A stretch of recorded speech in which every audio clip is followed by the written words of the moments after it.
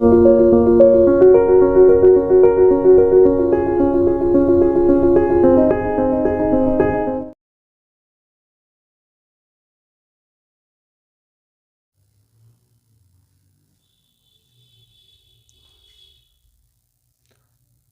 हिंद दोस्तों।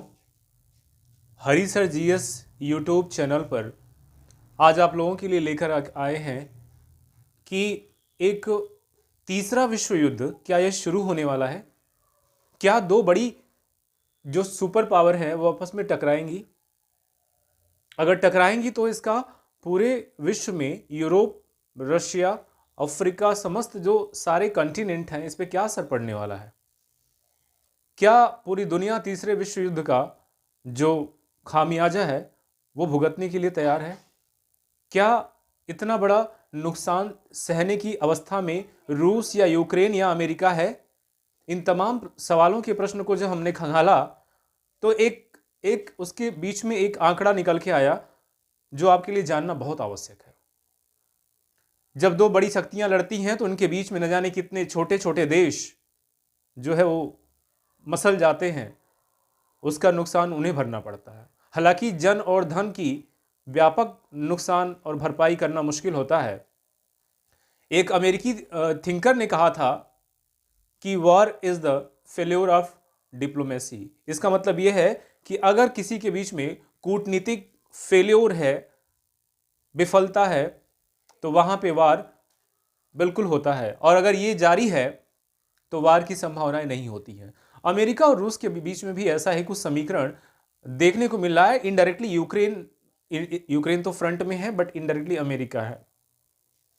तो आज हम लोग ये समझेंगे कि ये वाकया क्या था, कब शुरू हुआ, यूक्रेन रूस के लिए इतना जरूरी कैसे हो गया कि लाखों सैनिक और सैकड़ों हजारों टैंक और फाइटर जो प्लेन है वो वहां उतारना पड़ा और समुद्र में भी उसको घेरना पड़ा।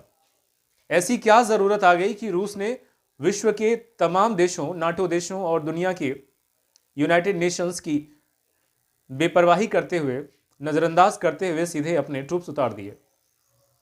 धीरे धीरे घटनाक्रम फरवरी 2022 के मध्य में यह घटनाक्रम उभरने लगा था। यूक्रेन की सीमा यूक्रेन रूस के पश्चिमी सीमा पर है। यहां पे आप देखेंगे यह पूरा इलाका रशिया का है। रशिया के जस्ट पश्चिम में यूक्रेन है। यूक्रेन से लगे हुए, रूस से लगे हुए जो देश हैं, ये बेलारूस है, ये पोलैंड है, ये स्लोवाकिया है, ये हंगरी है, और ये जो है रोमानिया है, और यहां पे क्रीमिया है। आपने देखा कि एक ऐसा हिस्सा यूक्रेन एक ऐसा हिस्सा है रशिया का जो इसके पश्चिम में है, हिस्सा था, अभी तो यह स्वतंत्र देश है। रूस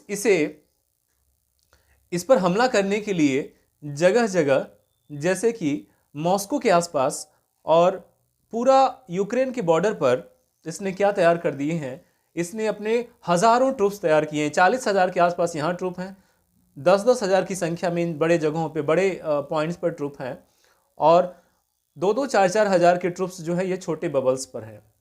आपने देखा है कि यहाँ ब्लैक सी, काला सागर में रूस ने अपने सैनिकों को जंगी जहाजों, पनडुब्बियों के साथ उतार दिया था, और साथ में क्रीमिया की चारों ओर अपने टैंक और अपने जो है ट्रूप्स उतार दिए हैं। यहाँ पर बेलारूस के साथ ये प्रैक्टिस कर रहा है रूस, और इसके बाद पोलैंड में भी अपने इसने बख्तरबंद लड़ाकू गाड़ियां उतार दी हैं।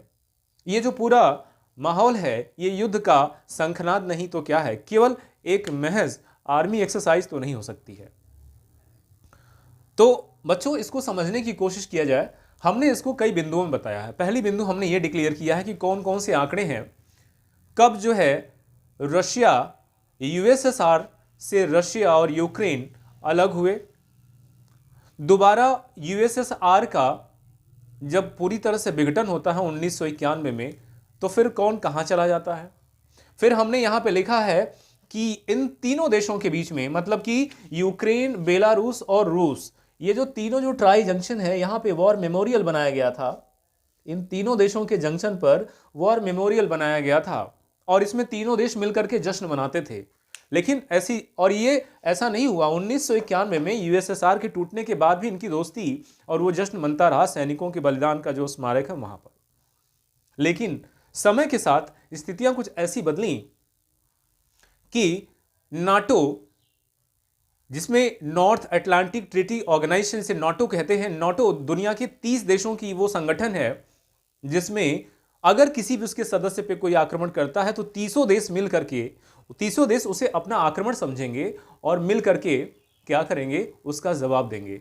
तो ये जो सारा पहल ये क्यों हुआ, ये ऐसे हुआ कि ये जो यूक्रेन है ये नाटो में शामिल होना चाह रहा है, और अगर यूक्रेन नाटो में शामिल हो गया तो रशिया को इस बात का डर है, रूस को इस बात का डर है कि यहां पर पश्चिमी देश अपना जो सैनिक अड्डा बनाने लगेंगे।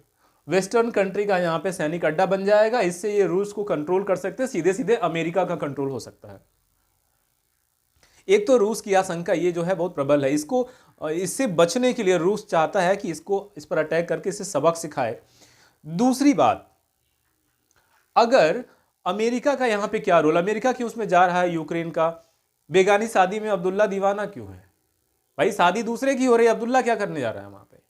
तो इसकी कहानी ऐसे समझिएगा कि जो अमेरिका है, अमेरिका इससे पहले कहां पे, इराक में, अफगानिस्तान में, ईरान में अपनी हैकड़ी दिखा चुका था।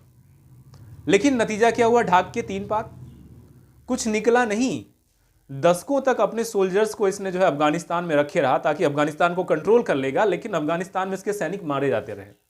10,000 अमेरिकी सैनिक मारे गए केवल अमेरिका की दादागिरी को मेंटेन करने के लिए। और अंततः जो अब नए जो बाइडेन आए हैं, इन्होंने अपने सारी ट्रुप को वापस बुला लिया और लाखों डॉलर का नुकसान हुआ। बख्तरबंद गाड़ियां वहीं छोड़ करके चले गए। अमेरिका ईरान, इराक और अफगानिस्तान के मुद्दे पे तो फेल रहा। उसे अपनी प्रतिष्ठा भी विश्व बिरादरी में बनाना है, तो उसने क्या किया कि उसने यहां पर उसका खामियाजा भरने की कोशिश कर रहा है। उसने यूक्रेन से कहा है कि तुम आगे बढ़ो, पीछे से हम हैं। 3,000 सैनिकों को वहां पर भेज दिया है। 3,000 है या 30,000 है, इसे देख लीजिएगा। इतनी बड़ी मात्रा में सैनिक भेज दिए हैं। हथियार दे रहा है, कई 100 टन हथियार दे रहा है। अमेरिका गया तो पीछे से कौन आ गया? इसके पीछे से कौन आ गया? चीन आ गया। अमेरिका गया तो इसके पीछे से जो देश हैं, ब्रिटेन है, इसके अलावा कौन है? इजराइल है, ये सब इसके साथ में। इधर जो बाकी नाटो देश है उसमें आप जान रहे हैं वो सारे देश हैं उसके साथ में, और इसकी ओर से रसिया की ओर से चाइना है। तो ये 2 तरह का ध्रुव बन रहा है पूरे वैश्विक समीकरण में, 2 तरह के ध्रुव। और अगर इस तरह की बातें तनातनी नहीं कम हुई तो ये दोनों ध्रुव भयानक एक युद्ध की ओर जा रहे थे। लेकिन देश मैच्योर हैं दोनों, चाहे रूस की बात करें चाहे अमेरिका की। थोड़ा तनातनी देखा दिखाई होता है, लेकिन जब मेन मामला लड़ाई पे आती है तो दोनों बोले चलो ठीक है कोई बात नहीं, वापस चले जाते हैं। इस तरह की मैच्योरिटी है दोनों देशों के पास। हालांकि दोनों कौन कौन, रूस और अमेरिका हथियार के दुनिया के सबसे बड़े सौदागर हैं।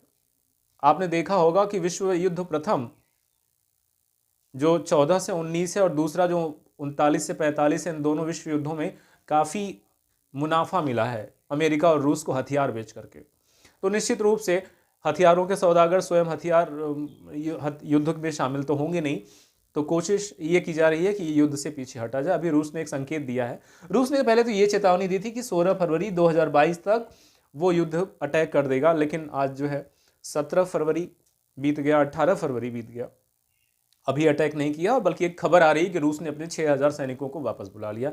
इसकी तस्वीर भी ट्रेन से जाते हुए सैनिकों को दिखा रही है कि भाई इनके टैंक वापस जा रहे हैं। एक बात तो ये अच्छी एक खबर है कि युद्ध नहीं हो रहा, इसका आप एक अंदाजा लगा सकते हैं। लेकिन फिर भी अभी पूरी तरह से आश्वस्त नहीं हो सकते। क्या रूस यूक्रेन पर हमला करेगा? अभी मैंने बताया कि रूस अपने 6,000 सैनिकों को वापस बुला रहा है और उसके कई जो है उसने कहा है, हालांकि ऑफिशियली ये अभी प्रूफ नहीं हुआ, अमेरिका का कहना। यूक्रेन ने फ्रंट सीमा पर बारूद बिछाया है। यूक्रेन एक छोटा देश है, हथियारों के मामले में, सेना के मामले में रूस से बहुत छोटा है। रूस के पास जहां पे 2.9 मिलियन 2.9 मिलियन की जो सोल्जर्स हैं, वहीं पे यूक्रेन के पास 1.1 मिलियन मतलब 11 लाख की सेना है। और इसी तरह से जो है रूस बहुत आगे है, चाहे वो टैंकों की बात हो, मिसाइल की बात हो, हथियारों की बात है, तो रूस तो वैसे भी बिग ब्रदर है हथियारों का, लेकिन यूक्रेन को सपोर्ट के लिए अमेरिका और उधर से आगे से आ रहे हैं नाटो देश। तो लेकिन बारूदी सुरंगें बिछा दी हैं, यूक्रेन ने फ्रंट सीमा पर बारूदी सुरंगें बिछा दी हैं। यूक्रेन ने कचड़े से लगे हुए, जो बर्फ से ढका हुआ जो रूस का ये फ्रंट बॉर्डर है, लगभग 600 मील है या 1000 किलोमीटर का ये बॉर्डर है, इस पे यूक्रेन ने अपने बचाव के लिए ज़मीन के नीचे बारूदी सुरंगें बिछा दी हैं। और इसके बाद अगला है कि रसिया जो है यूक्रेन बॉर्डर, मैंने लिखा है कि 1000 किलोमीटर लंबी है, इसको देखिएगा ऐसे। और यहाँ पे रूस ने सीमा पर तैनात किए हैं, और इस 1000 किलोमीटर लंबे बॉर्डर पे रूस ने कितने सैनिक तैयार किए हैं? 1.25 लाख सैनिक तैयार किए हैं। Russia has deployed 1.25 lakh soldiers near the border of the Ukraine. ठीक है। दूसरा रीज़न क्या है? इसका रीज़न मैंने पहले ही बता दिया है कि इसमें रीज़न ये है कि रूस को लगता है कि अगर ये नाटो में शामिल हो गया तो नाटो के सैनिकों का अड्डा जो है, या नाटो के देशों 30 देशों का, ये मैंने लिखा है 30 देशों का संगठन है, नाटो देशों का जो अड्डा बन जाएगा वो बन जाएगा क्या? यूक्रेन, और जहां से अमेरिका कंट्रोल कर सकेगा। एक फैक्ट यहां पे डाला है कि during second world war 1939 to 45, 1939 से 1945 के दौरान रूस ने यूक्रेन की सीमा की अपनी रक्षा की थी, और यही यूक्रेन का जो फ्रंट पोर्शन है, यहाँ से जो फ्रंट है इसका, यहाँ से अपने सीमा की रक्षा की थी। किसने? रशिया ने। तो यूक्रेन एक उसका आड़ भी है, और अगर इस तरह से वो नाटो में शामिल हो गया तो फिर मैंने लिखा है यहाँ पर कि distance from western countries to Moscow is 1600 kilometre, 1600 kilometre की ये दूरी है। बट विदाउट यूक्रेन, यूक्रेन अगर नाटो का हिस्सा बनता है तो उसमें नाटो के अपने जो है देश हैं वो आकर के अपना अड्डा बनाएंगे। तब क्या हो जाएगा, जो ये मॉस्को की जो दूरी है ये सिमट करके कितनी आ जाएगी बच्चों? केवल 640 किलोमीटर। तो ये तो खतरा है ना रूस के लिए, इसीलिए रूस नहीं चाहता है कि ये शामिल हो, तो एक हैकड़ी दिखा रहा है। अगला पॉइंट है कि यूएसए की एंट्री क्यों होती है? तो मैंने बताया कि अमेरिका जो है अपनी दबदबा, अपनी प्रभुसत्ता, अपना बिग ब्रदर का रोल दिखाने के लिए, जो उसने ईरान और अफगानिस्तान में लॉस किया था, उसके लिए एंट्री मार चुका है। आगे है अगला और अंतिम पॉइंट कि भारत का स्टैंड क्या होगा। भारत एक ऐसा देश है जो ऐसे मौक़ों पर किसी के साथ खड़ा होने के बारे में भी सोच नहीं सकता, क्योंकि रूस जो है भारत का पुराना दोस्त है। रूस का आज से नहीं, कई दशकों से पुराना रिलेशन, चाहे वो सांस्कृतिक स्तर पर हो, चाहे वो 55% हथियार जो है भारत अपना कहाँ से खरीदता है? रूस से खरीदता है। तो ऐसी स्थिति में एक बड़ा उसका जो है जो सेलर है वो है रशिया। तो भारत इससे अपना संबंध नहीं खराब करना चाहेगा, इसके विपक्ष में उतर के। रही बात अमेरिका या यूक्रेन के पक्ष में क्या कहेगा, तो ध्यान दीजिएगा कि जब यूक्रेन ने पहली बार अपना किसी देश में मुख्यालय खोला था तो वो भारत में खोला था।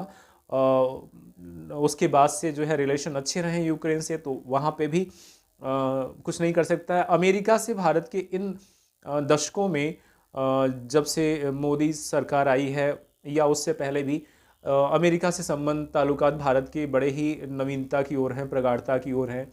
और नरेंद्र मोदी वहाँ जा कर के भारत के लोगों को अच्छे से संबोधित कर चुके हैं, या फिर जो है डोनाल्ड ट्रंप रहे हों या जो बाइडेन रहे हों, भारत आए हैं और इनके बायलैटरल रिलेशन बड़े अच्छे हैं। तो एक तरफ तो ये अमेरिका से अपने संबंध नहीं खराब करेगा अपने पुराने रिश्तों के चलते, मतलब जो नए उभरते रिश्तों के चलते, और दूसरी तरफ रशिया से नहीं खराब करेगा क्योंकि रशिया जो है वो उसका पुराना और नैसर्गिक और सांस्कृतिक और हथियार वाला एक दोस्त है। तो भारत की अभी स्टैंड यही है कि वो जो है अभी क्या बोलते हैं कि वो अपना एक स्वतंत्र अस्तित्व रखे, वो उस पर कहीं पे भी किसी का पक्ष या विपक्ष ना ले, वेट एंड वॉच की पॉलिसी अपनाएगा। और हाँ, भारत के जो है लगभग 20,000 सैनिक, 20,000 छात्र, यहाँ पे मैंने लिखा हुआ है कि भारत के कितने हैं, 20,000 छात्र जो है यूक्रेन में पढ़ाई कर रहे हैं, ज़्यादातर मेडिकल के छात्र, इसमें से 18,000 तो मेडिकल के छात्र हैं। तो भारत ने इनसे कहा है कि बेवजह बाहर मत निकलिए, और अगर कोई विशेष काम ना हो तो आप भारत आ जाएं। अगला जो पॉइंट है कि क्या होगा, विश्व युद्ध होगा, तो मैंने क्लियर कर दिया है, इसकी संभावनाएं कम है क्योंकि रूस भी एक मैच्योर देश है और वो नहीं चाहता है कि दुनिया के समस्त देशों से उस पर आर्थिक प्रतिबंध और सैन्य कार्रवाई नाटो की ओर से की जाए। तो कुल मिलाकर के आपने एक मोटा मोटी जो है विश्लेषण जानने की कोशिश की रूस के यूक्रेन पर हमले को लेकर के, और एक ये निष्कर्ष हम लोग निकाले हैं कि अभी जो आज दिनांक 18 फरवरी जो है उसके जो हमले का डेट दिया था रूस ने 16 फरवरी, उसने नहीं किया है, तो उम्मीद कम लगाएंगे कि हमला करेगा। और ऐसी स्थिति हुई तो जो विश्व समुदाय है दोनों को मिलाने की कोशिश करेगा। हालांकि ईश्वर से दुआ करिए कि युद्ध ना हो, क्योंकि युद्ध होते हैं तो लाखों करोड़ों बेसहारा हो जाते हैं, मासूमों की जिंदगियां जाती हैं और पूरी धरती अस्त व्यस्त हो जाती है। इन्हीं शुभकामनाओं के साथ इन चीज़ों को आप लोग अपने दोस्तों को समझाएं, और जो कंपटीशन की तैयारी कर रहे हैं वो बच्चे इसको नोट कर लें जो सारा है स्क्रीनशॉट लेकर के, क्योंकि ये पूछेगा ज़रूर, वो जो फैक्ट मैंने लिखा है आपके एग्ज़ाम में पूछेगा ज़रूर, और ये उभरते हुए वैश्विक मुद्दे आप जानते हैं करंट अफेयर में पूछा जाता है। दोस्तों से शेयर करें, उनको ज़्यादा से ज़्यादा बताएं, जो नहीं भी तैयारी कर रहा है उनको भी आप बताएं, क्योंकि ये सबके जानने की बात है ना, दुनिया में कौन कौन सी हरकत है जो आपको परेशान कर सकती है वो भी बताएं। और हाँ, कंजूसी मत करिएगा सब्सक्राइब करने में, क्योंकि अगर आप कंजूसी करेंगे तो फिर नुकसान हो जाएगा। यहाँ पे कोशिश करके एक पूरा रिसर्च के बाद ऐसे वीडियोस बनाई जाती हैं। बेल आइकन दबा दीजिएगा, बेल आइकन दबाएंगे तो यहाँ का जो भी प्रकट होगा वीडियो वो आप तक पहुँच जाएगा। और सबका साथ, सबका विकास, सबका कल्याण होगा। अपना ख्याल रखिए, सुरक्षित रहिए। मिलते हैं इसी तरह के दूसरे अंतर्राष्ट्रीय जीएस के वीडियोस के साथ। जय हिंद।